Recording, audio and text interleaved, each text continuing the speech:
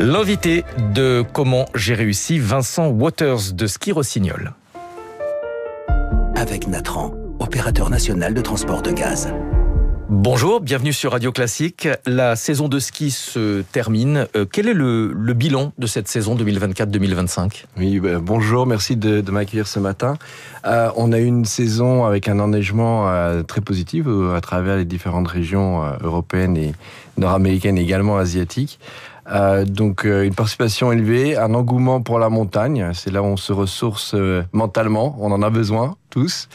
Une saison qui est positive après 2 saisons qui étaient plus difficiles, donc on voit une possibilité de rebond pour l'année prochaine. Vous êtes l'un des plus anciens fabricants d'équipements de ski, des chaussures, des vêtements, mais vous avez choisi de vous diversifier, notamment dans les sports de running et les sports de montagne. Pourquoi cette diversification ? Alors en effet, on est une société fondée en 1907, donc on était là déjà actifs bien avant tous nos concurrents. Diversification importante pour accompagner nos consommateurs en montagne. On est le leader mondial du ski, on est présent avec eux en montagne en hiver, on veut être présent en montagne avec eux en été, proposant des activités diversifiées, du ski au vélo, à la course en montagne. Alors ça paraît cohérent, mais est-ce que ça veut dire aussi que vous vous inquiétez sur l'avenir du ski avec le réchauffement climatique ? Est-ce que vous pensez que dans 30 ou 40 ans, on pourra encore skier dans les Alpes françaises ? Alors c'est évidemment une question très importante pour nous. On est très exposé et symboliquement la montagne effectivement représente ce lieu naturel qu'on veut protéger. Donc on est très impliqué dans ces questions-là.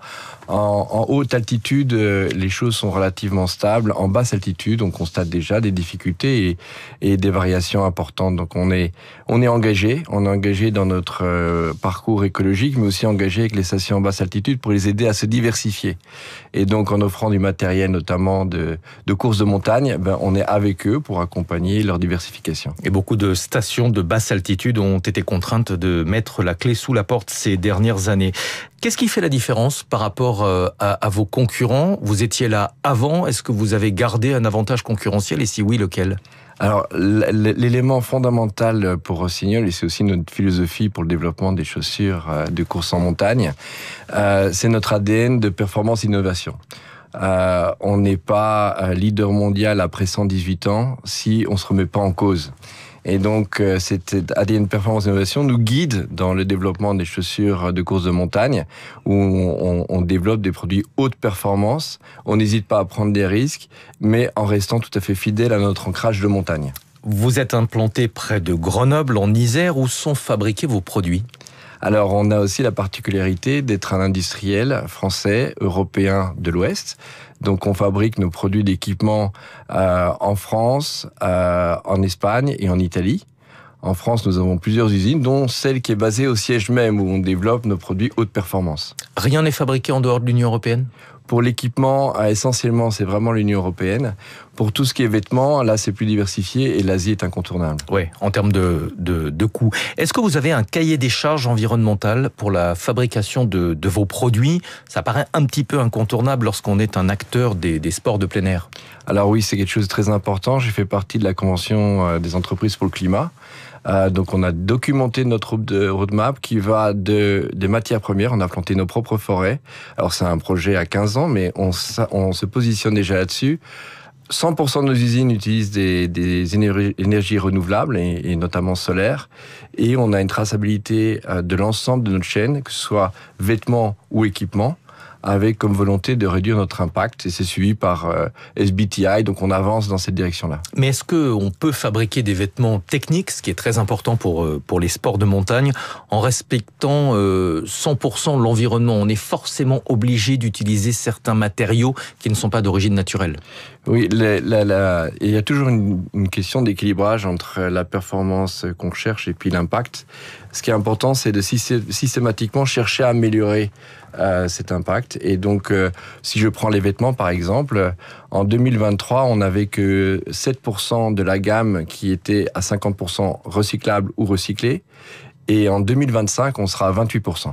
Après Grenoble en 1968, Albertville en 1992, les Alpes françaises vont accueillir les Jeux Olympiques d'hiver en 2030. Comment est-ce que vous vous préparez ?